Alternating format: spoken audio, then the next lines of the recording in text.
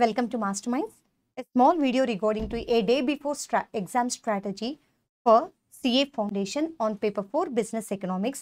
Hope this is the first attempt on new syllabus. Okay, చాలా మందికి ఉండే tension ఏంటి అంటే రైట్ ఫస్ట్ 3 పేపర్స్లో పెద్ద చేంజెస్ వచ్చాయి, రాలేదని కాదు, చాలా లెస్ చేంజెస్ అనేవి మనం చెప్పచ్చు.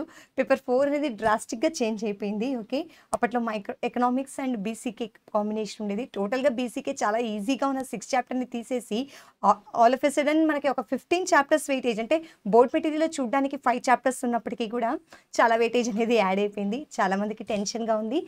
ఈ పేపర్ని ఎలా ప్రిపేర్ అవ్వాలి, ఎంత ప్రిపేర్ అవ్వాలి అనేది డౌట్ ఉంది. చాలా సింపుల్గా ఏం ప్రిపేర్ అయితే సరిపోతుంది అనే చిన్న కాన్సెప్ట్ని మనం ప్రజెంట్ చేస్తున్నాం.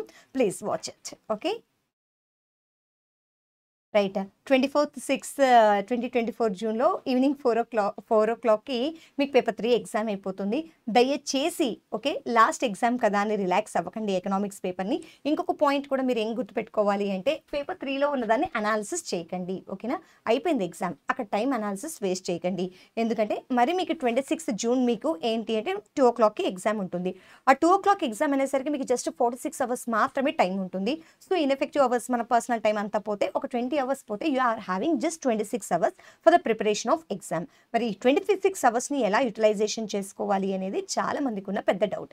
అను మరి దాన్ని చూపించడానికి మనకి టోటల్ సిలబస్ మీకు అందరికీ తెలుసు. బోర్డ్ మెటీరియల్ ప్రకారం అయితే 10 చాప్టర్స్ ఉన్నాయి. ఫస్ట్ 5 చాప్టర్స్ మనకు ఓల్డ్ సిలబస్ మైక్రో ఎకనామిక్స్ అలాగే ఉంది. అడిషన్స్ డెసిషన్స్ కూడా చాలా మైనర్గా జరిగాయి కాబట్టి ఇక్కడ మనం పెద్ద ఫోకస్ చేయాల్సిన అవసరం అయితే రాలేదు. ఈ మైక్రో ఎకనామిక్స్లో ఉన్న ఫస్ట్ 5 చాప్టర్స్ని మన మాస్టర్ మైండ్స్లో మనము 11 చాప్టర్స్గా ఇచ్చాము. Okay right, 6th to 10th chapters అనేవి న్యూలీ యాడెడ్ సిలబస్. తప్పకుండా దీని మీద ఫోకస్ చేయండి. దీంట్లో టోటల్గా మనకి చూడడానికి బోర్డ్ మెటీరియల్లో 5 చాప్టర్స్ ఉన్నప్పటికీ మన మాస్టర్ మైండ్స్లో మన కన్వీనియన్స్ కోసం 15 చాప్టర్స్గా ఇచ్చాము. అంటే టోటల్గా మైక్రోలో 11 చాప్టర్స్, రైట్ మ్యాక్రోలో వచ్చేసి మనకి 15 chapters, 26 chapters, 26 hours. Okay right, మరి ఎలా ప్రిపేర్ అవ్వాలి అనేది రైట్, అన్ని చాప్టర్స్ ప్రిపేర్ అవ్వడం ఎవరికి పాసిబిలిటీ అవ్వదు, అంత తక్కువ టైం ఉంది కాబట్టి 26 hours. మరి పైగా ఎంసీక్యూస్ ప్రాక్టీస్ కూడా చేయాలి, థియరీ మాత్రమే కాదు కాబట్టి. మరి దీనిలో థియరిటికల్ ఉంటుంది, ప్రాబ్లమాటిక్ ఉంటుంది కాబట్టి వాటి వెయిటేజెస్ ఏంటి అనేది మనం నెక్స్ట్ దాంట్లో చూసుకుందాము. ప్రస్తుతం మనం ప్రయారిటీ చాప్టర్స్ అనేవి చూసుకుందాము.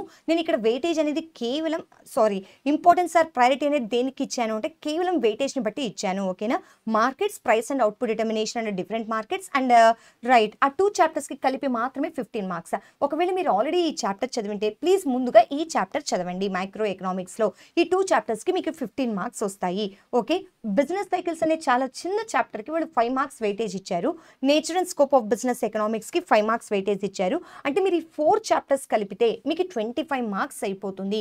ఎవరికైనా ఇందులో ఈ చాప్టర్ మాకు రాదు అనిపిస్తే దయచేసి ఇప్పుడు ప్రిపేర్ అవ్వడం మొదలు పెట్టకండి. ఫస్ట్ ప్రయారిటీ అంటే ఇదే క్వశ్చన్స్ ఇస్తారు అని కాదు, దీంట్లో నుంచి వెయిటేజ్ ఎక్కువ ఉంది అని చెప్పేసి ఓకేనా, మీరు ఇవే మార్క్స్ అని కాదు, నెక్స్ట్ చాప్టర్స్కి కూడా వెయిటేజ్ ఉంటుంది. ఓకేనా, కానీ ఒకవేళ ఈ చాప్టర్స్ చదువుంటే ఫస్ట్ వెయిటేజ్ దీనికి ఇవ్వండి. ఓకే, అలాగే సెకండ్ ఏంటి అంటే demand, elasticity of demand, supply, consumer behaviour. Right, ఈ 4 చాప్టర్స్కి కలిపి 10 marks. ఒకవేళ మీరు ఈ చాప్టర్స్లో బాగా ఎఫిషియెంట్ అయితే ఇవి కూడా బాగా ప్రిపేర్ అవ్వండి. ఓకేనా, తర్వాత నెక్స్ట్ వెయిటేజ్ ఏంటి అంటే production analysis and theory of cost ఉన్నాయి. ఈ 3 చాప్టర్స్కి కూడా 10 marks. అంటే మైక్రో ఎకనామిక్స్లో ఉన్న ఫస్ట్ 5 చాప్టర్స్, మన మాస్టర్స్ మైండ్స్లో ఉన్న 1 to 11 చాప్టర్స్ ఏంటి అంటే 45 marks వెయిటేజ్ అమ్మ. రైట్, అయితే ఏంటి అంటే మేడం దేనికి ప్రయారిటీ ఇవ్వాలి? మీరు మొత్తం చదివి ఉంటే నేను ఇచ్చిన వెయిటేజ్ ప్రకారం వెళ్ళండి. లేదు మేము కొన్ని చాప్టర్స్ని వదిలేసిన చాప్టర్ని ఇప్పుడు టచ్ చేయకండి. ఓకే, మనకు ఉండేది 26 hours. ఉన్న చాప్టర్స్ని పర్ఫెక్ట్ అవ్వండి, కొత్త చాప్టర్స్ని టచ్ చేసేకి వెళ్ళకండి. ఓకేనా రైట్, ఎలా ప్రిపేర్ అవ్వాలి అనేది చెప్తున్నాను. ముందు చాప్టర్స్ని సెలెక్ట్ చేసుకోండి. ఓకేనా రైట్, ఇలా 11 చాప్టర్స్ని ముందు మైక్రో ఎకనామిక్స్ని కంఫర్టబుల్గా కంప్లీట్ చేసుకోండి. ఇక్కడ పార్ట్ ఏ, పార్ట్ బిగా మీకు క్వశ్చన్ పేపర్ ఉండదు, ర్యాండమ్గా అన్ని కలిసేసి వస్తాయి. ఓకేనా రైట్, ఇది చూసుకోండి. ఓకే, తర్వాత నెక్స్ట్ మ్యాక్రో ఎకనామిక్స్కి టర్న్ అరౌండ్ అవ్వండి, ఎందుకంటే అవి ఇంటర్లింక్గా ఉంటాయి కాబట్టి కంటిన్యూస్గా చాప్టర్స్ చదివితే బాగుంటుంది. ఓకే రైట్, ఇండియన్ ఎకానమీ ఒక్క చాప్టర్కి 10 marks అండి. అలాగే national income and Keynesian theory of determination of national income 2 చాప్టర్లకి కలిపి 15 marks, అంటే 25 marks. చూడొచ్చు, మైక్రో ఎకనామిక్స్లో 4 చాప్టర్స్కి కలిసి 25 marks, మ్యాక్రో ఎకనామిక్స్లో ఫస్ట్ 3 చాప్టర్స్కి 25 marks. అంటే 7 చాప్టర్స్ చదివితే మీకు 50 మార్క్స్ వస్తాయి. కాబట్టి వెయిటేజ్ అనేది ఇంపార్టెన్స్ తెలిస్తే మనం ఏవి ప్రిపేర్ అవ్వాలి, ఏవి వదిలేయచ్చు అనేది తెలుస్తుంది. తర్వాత demand for money, money supply and monetary పాలసీకి 10 మార్క్స్ ఇచ్చారు. Physical function, physical policy, budget and market ఫెయిల్యూర్కి 10 మార్క్స్ ఇచ్చారు. ఈ 4 చాప్టర్స్లో బడ్జెట్కి ఎక్కువ ఇంపార్టెన్స్ ఇవ్వండి, ఎందుకంటే న్యూలీ యాడెడ్ కాన్సెప్ట్ కాబట్టి దానికి తప్పకుండా ఎక్కువ వెయిటేజ్ అనేది ఇస్తారని మేము ఎక్స్పెక్ట్ చేస్తున్నాము.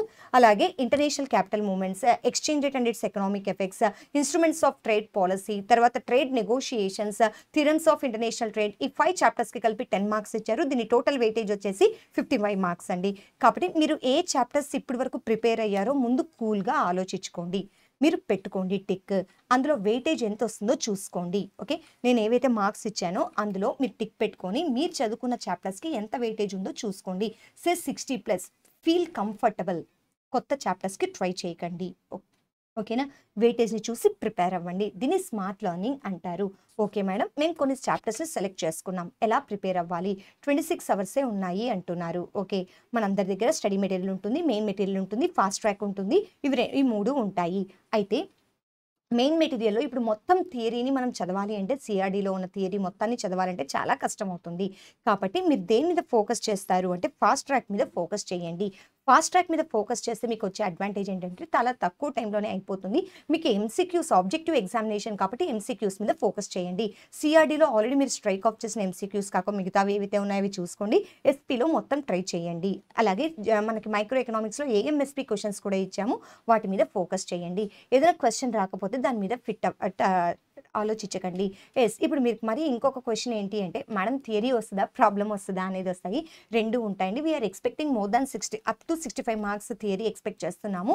35 మార్క్స్ అయితే ప్రాబ్లమ్స్ ఎక్స్పెక్ట్ చేస్తున్నాము. ఎందుకంటే మ్యాక్రో రెండిట్లో కూడా ప్రాబ్లమాటిక్ థియరీ 2 ఉన్నాయి కాబట్టి. అయితే మైక్రోలో మనకు వచ్చే డౌట్ ఏంటి అంటే, మేడం డెఫినేషన్స్ అడుగుతారా, ఎక్కువగా ఎకనామిక్స్ల పేర్లు అడుగుతారా, లేకపోతే ఈక్విలిబ్రియం, కన్స్యూమర్ ఈక్విలిబ్రియం అడుగుతారా, లా అడుగుతారా, ఎక్సెప్షన్ అడుగుతారా, రిలేషన్షిప్స్ అడుగుతారా, షేప్ ఆఫ్ ద కర్వ్ అడుగుతారా, ఏం అడుగుతారు అనేది మీకు రకరకాల డౌట్లన్నీ ఉంటాయి.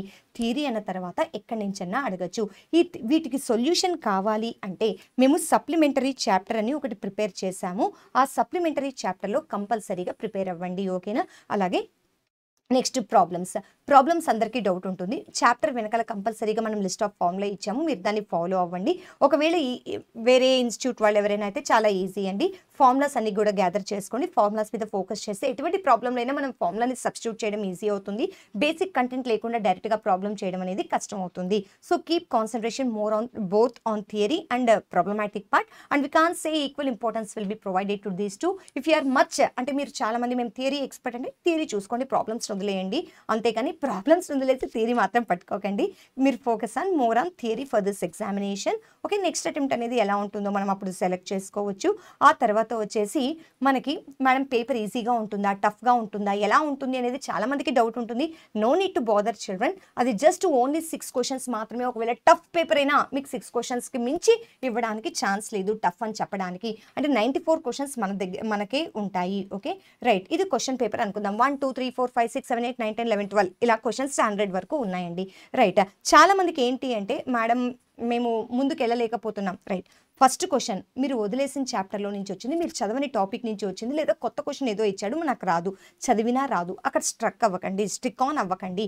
Move to the next question. Okay, second question కొంచెం కష్టంగా ఉంది, చదివితే తర్వాత వస్తే సెకండ్ క్వశ్చన్ అని ఇలా రాసుకోండి. ఓకేనా, మీకు కింద వర్కింగ్ స్పేస్ ఇస్తారు కదా, ఆ స్పేస్లో రాసుకోండి. తర్వాత థర్డ్ క్వశ్చన్ వచ్చింది, బబుల్ చేసేయండి. ఫోర్త్ క్వశ్చన్ వచ్చింది, బబుల్ చేసేయండి. ఫిఫ్త్ క్వశ్చన్ వచ్చింది, బబుల్ చేసేయండి. సిక్స్త్ క్వశ్చన్ చదివినా రాదు, వదిలేయండి, ఆ నంబర్ని కూడా కింద రాయిద్దండి. సెవెంత్ క్వశ్చన్ ఓకే, తర్వాత చదివితే వస్తుంది, రాసుకోండి. 8th రాదు, చదివినా రాదు, వదిలేయండి. 9th రాదు, చదివినా వదిలేయండి. 10th రాదు, వదిలేయండి. 11th వస్తుంది, రాయండి, బబుల్ చేయండి. 12th చదివితే వస్తుంది, ఇలా రాసుకోండి. ఇలా రాసుకోవడం వల్ల మనకు వచ్చే అడ్వాంటేజ్ ఏంటంటే ఇంకా రానివి మనం కింద నంబర్స్ రాలేదు, అక్కడ మనకు టైం వేస్ట్ అవ్వదు. ఆ క్వశ్చన్ దగ్గర మనం స్టిక్ ఆన్ అవ్వకపోవడం వల్ల 100 MCQs వరకు కూడా మనం వెళ్ళొచ్చు. ఎప్పుడైతే 100 నెంబర్ ఆఫ్ MCQs వరకు వెళ్తామో మన నెంబర్ ఆఫ్ క్వశ్చన్స్ అనేది ఇంక్రీజ్ అవుతుంది, మార్క్స్కి స్కోప్ ఉంటుంది. నెగిటివ్ మార్క్స్ లేకుండా మనకు రాకపోతే లేకపోతే నెక్స్ట్ క్వశ్చన్కి వెళ్ళాం కాబట్టి నెగిటివ్ మార్క్స్ లేవు. కంఫర్ట్గా మనం ఇన్ని రాసామన్న కాన్ఫిడెన్స్ మనకు వస్తుంది. ఓకేనా? రైట్. ఇప్పుడు మనకున్న అతిపెద్ద ఏంటి అంటే రైట్, ఈ 100 అయిపోయిన తర్వాత మనకి చాలా స్పేస్ టైం మిగులుతుంది. ఎందుకంటే చాలా తక్కువ టైంలోనే మీరు ఈజీవి రాసేసారు కాబట్టి మీకు ఇప్పుడు టైం దొరుకుతుంది. అమ్మయ్య మనం ఒక 60కి రాసాం లేదా 50కి రాసాం, మనం అవుట్ ఆఫ్ డేంజర్ అనే నమ్మకం వస్తుంది. కాబట్టి మీలో ఉన్న ఆ కాన్ఫిడెన్స్, పాజిటివ్ యాటిట్యూడ్ ఏంటి అంటే ఏదైతే క్వశ్చన్ రాలేదని కింద రాశారో ఆ క్వశ్చన్ని ఓపెన్ చేసుకోండి. ఇంకా రాని క్వశ్చన్స్ మనం టచ్ చేయడం లేదు. ఎలాగూ ఆ క్వశ్చన్ దగ్గరికి వెళ్తే మీ మైండ్ చాలా షార్ప్గా పనిచేస్తుంది. I challenge children, me confidence మీకు పాజిటివ్ యాటిట్యూడ్ని తప్పకుండా ఇస్తుంది. అప్పుడు వెళ్ళండి, మీరు మోర్ మార్క్స్ అనేది సెక్యూర్ చేసుకుంటారు. ఎక్కువ స్కోర్ చేసుకోవడానికి, అగ్రిగేట్ రావడానికి బిజినెస్ ఎకనామిక్స్ అనేది most important paper children. Face it with smile and also confidence, children. All the best and advance congratulations to all for your CA inter entry. Okay, all the best, children.